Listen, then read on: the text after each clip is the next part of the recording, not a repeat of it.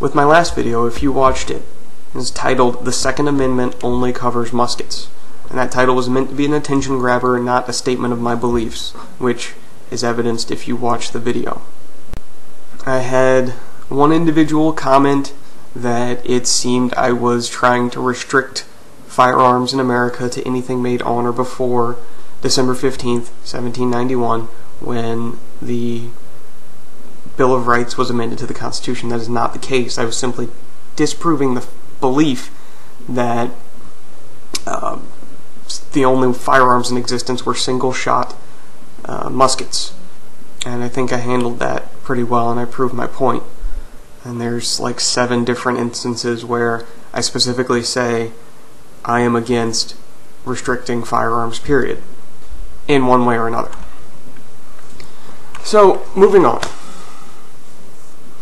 Today I want to talk about comparing one country to another as far as gun violence and whether or not they've banned guns, and try and give some examples of why it's silly, if not completely pointless, to do that.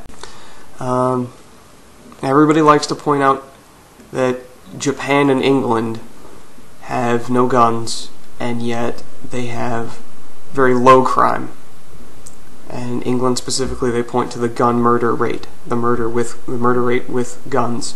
And you know, they claim that since it's so low, that's proof that banning guns works. First off, Japan. Japan is a country in which the culture they live in just completely abhors conflict. They don't want to stand out in a crowd. When crimes happen, they're really not that likely to be reported. Again, because the people don't want to stand out in that crowd.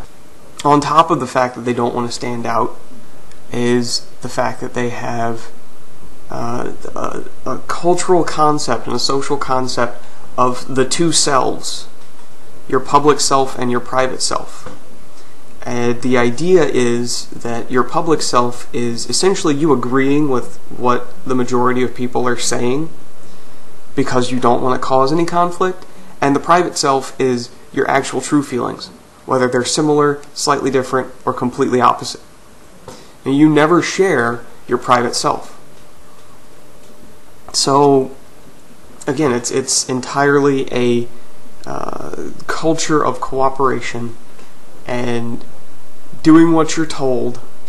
I mean, one of their major problems right now is women being groped on trains and buses. Some creepy man coming up and just grabbing her. And it's so bad that they've created an app that asks the question, are you groping me? Are you aware it's a crime? And should we get the police involved?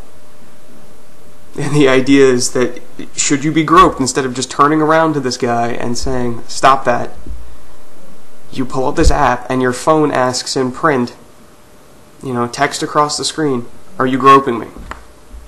And if he keeps doing it, you tap the screen or something and it says, are you aware that's a crime? And then if he keeps doing it, you tap it again and it says, do you want to get the police involved? There are multiple versions of this. One of them has been downloaded 1 million times, so obviously it's getting some kind of traction, so it's necessary. I don't see why, but again, Japanese culture, it's all about not creating the ruckus. Whereas here in America, I've known women that they get their butt grabbed and immediately turn around and slug the guy.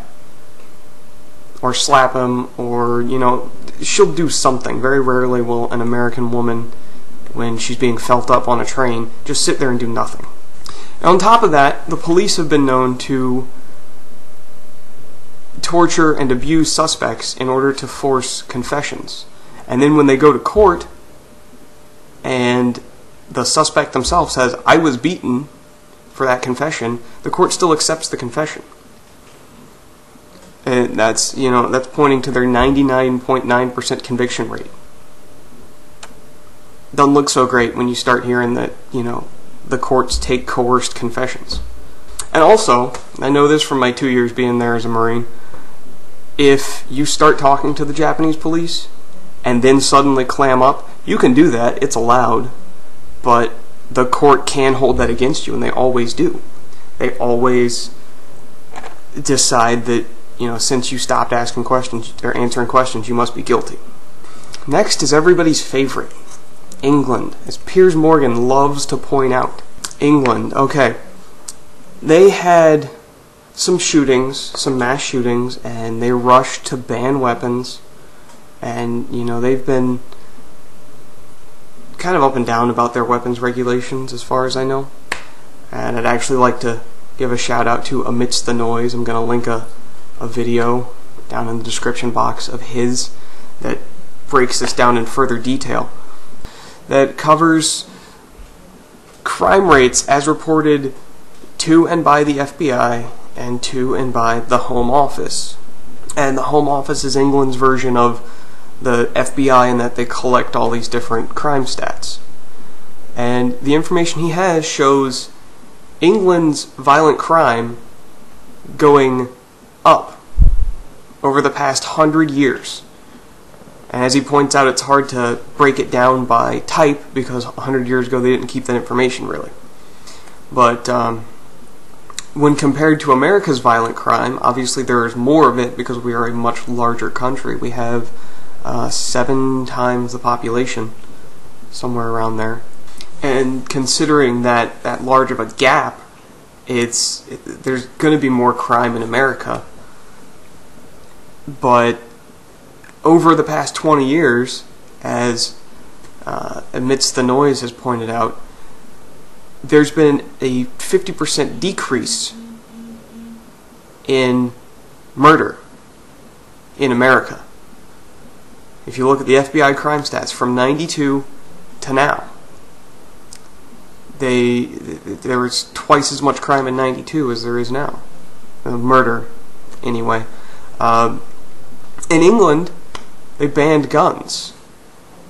And, when they got rid of these, proving that I'm safe here, when they got rid of these, they got a new problem.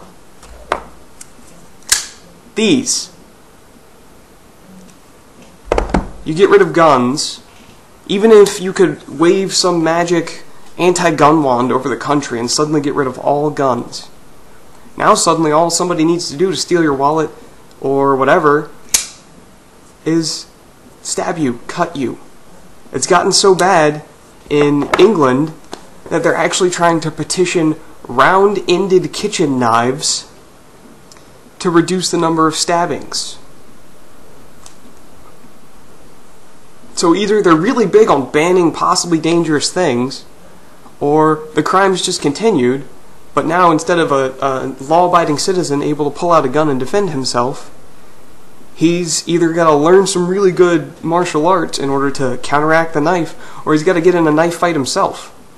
I certainly don't want to be in a knife fight, because nobody wins in a knife fight. It is ridiculous. Before I move on to actual violent crime in England, I did run across some information that said that the gun crime, as reported in England, not only covers actual firearms, but imitation firearms and air guns, because you can get a hold of them there. There's actually a scene in the movie Snatch, if you've ever seen it, where they get fake guns because they know nobody has real guns. And once you outlaw guns in a country, if you still allow realistic looking reproductions or air guns, then people can use those to pull off crimes. I mean, the only reason that you don't see more crimes with fake guns in America is because somebody's going to pull out this. You're going to pull out your little fake airsoft gun that you spray painted black so it looks real, and then you're going to get a 44 to the face. So, yet another reason, because it's not going to stop people from committing the crimes. It's just going to make you defenseless against them. Violent crime is up in England. Car thefts are way up. They have more car thefts. America has 7 times the population of England, and yet if you look at the statistics, they have only 1/3 as many car thefts. There's 7 times more people, but only 3 times as many car thefts in America. But you're more likely to be assaulted in England and Wales than you are in America. People feel safer walking down the street at night in general in America. There's actually a website called nationmaster.com, I'll also give a link down in the description, that allows you to compare a bunch of stuff between a bunch of different countries. But, you know, I usually like to pull up crime rates and crime stats and compare them. You're more likely to be raped in England.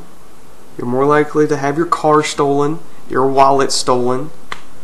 Now, there are some people that claim in England and Wales a reported violent crime is something in which only the threat of violence is issued that counts as a violent crime. Whereas in America, if you report a threat of force, it doesn't count as a violent crime.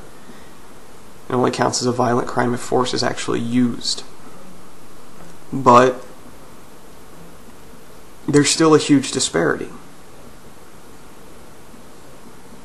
So, again, I'm just pointing out that you can point to more gun murders here in America and less over there. But you can also turn around and point to more knife violence, to the point where they've got a petition. They're trying to make a law that says kitchen knives have to be rounded to avoid stabbings. So to reiterate, the point of this entire video, if you stuck with me the entire time, is that you can't compare country A to country B and immediately say, oh, well, they have less gun murder because there's less guns, and that's the end of the story. That's not. There's always more to the story. Watch the videos down in the description. Check out the links, because there's going to be a couple of them, specifically to Amidst the Noise and the article that was calling for blunted kitchen knives so that you can't stab people. I have been pretty much ad-libbing these videos. I usually just kind of figure out what I want to talk about, and if I can get more than a couple minutes of dialogue in my head about it, I do it. I have a specific idea. Next time I'm going to be covering smart guns, the idea of putting technology into guns to make them quote-unquote safer. But I'll cover that next time. So, until then, this is just one man's thoughts.